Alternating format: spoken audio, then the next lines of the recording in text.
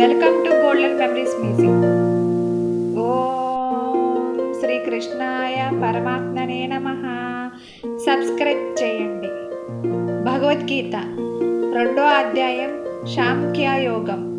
నజాయతే మ్రియతే వా కదాచిత్ నాయం భూత్వా భవితా వా న భూయః అజో నిత్యా శాశ్వతోయం పురాణః న హన్యతే హన్యమానే శరీరే. మనం మొదటి వీడియోలో అర్జునుడి బాధను చూసాం, అతని గుండెల్లో కలిగిన సందేహాలను చూసాం. శ్రీకృష్ణుడు చెప్పబోయే మాటలు మన జీవితాన్ని కదిలించే సత్యాలు. జీవితం అంటే ఏమిటి, ఆత్మ అంటే ఏమిటి, మరణం నిజంగా అంతమా? అర్జునుడు కుంగిపోయాడు, యుద్ధభూమిలో ఆ యుద్ధం వదిలేశాడు. అప్పుడు శ్రీకృష్ణుడు చెప్పిన ఒక మాట మనిషి జీవితాన్ని పూర్తిగా మార్చే సత్యం. మీరు ఎప్పుడైనా ఇలా బాధపడ్డారా? ఎందుకు నాకే ఇలా జరుగుతుంది అని? ఒక మనిషిని కోల్పోయినప్పుడు, ఒక కళ విరిగిపోయినప్పుడు, ఒక అవమానం తట్టుకోలేనప్పుడు మనకు అనిపిస్తుంది ఇదే అంతం అని. కానీ భగవద్గీత 2వ అధ్యాయం చెబుతుంది ఇది అంతం కాదు, అది మార్పు మాత్రమే. లోతైన అర్థం: ఆత్మకు జననం లేదు, ఆత్మకు మరణం లేదు. శరీరం నశిస్తుంది కానీ నువ్వు నశించవు.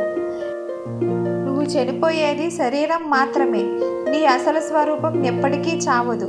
మనము ఎందుకు అంతగా బాధపడతాము? ఎందుకంటే శరీరాన్నే నేను అనుకుంటాము. శరీరం వృద్ధాప్యం చెందుతుంది, శరీరం అనారోగ్యం అవుతుంది, శరీరం చనిపోతుంది. అందుకే మనం భయపడతాం. కానీ నువ్వు శరీరం కాదు, నువ్వు ఆత్మవు. నీ నిజమైన గుర్తింపు తెలుసుకుంటే ప్రపంచం నిన్ను కదిలించలేదు. నీకు ఉన్న హక్కు కర్తవ్యంపై మాత్రమే, ఫలితంపై కాదు. ఫలితం మీద ఆశ పెరిగిన చోట భయం పుడుతుంది. కర్తవ్యంపై దృష్టి పెట్టిన చోట శాంతి పుడుతుంది.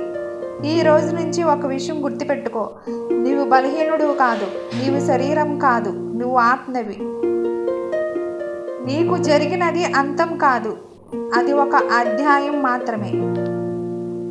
ఈ 18 రోజుల గీతా ప్రయాణంలో మనం అసలు స్వరూపం తెలుసుకుందాం. మీరు కూడా ఈ ఆత్మజ్ఞాన యాత్రలో భాగం అవ్వాలంటే ఇప్పుడే సబ్స్క్రైబ్ చేయండి. జై శ్రీకృష్ణ.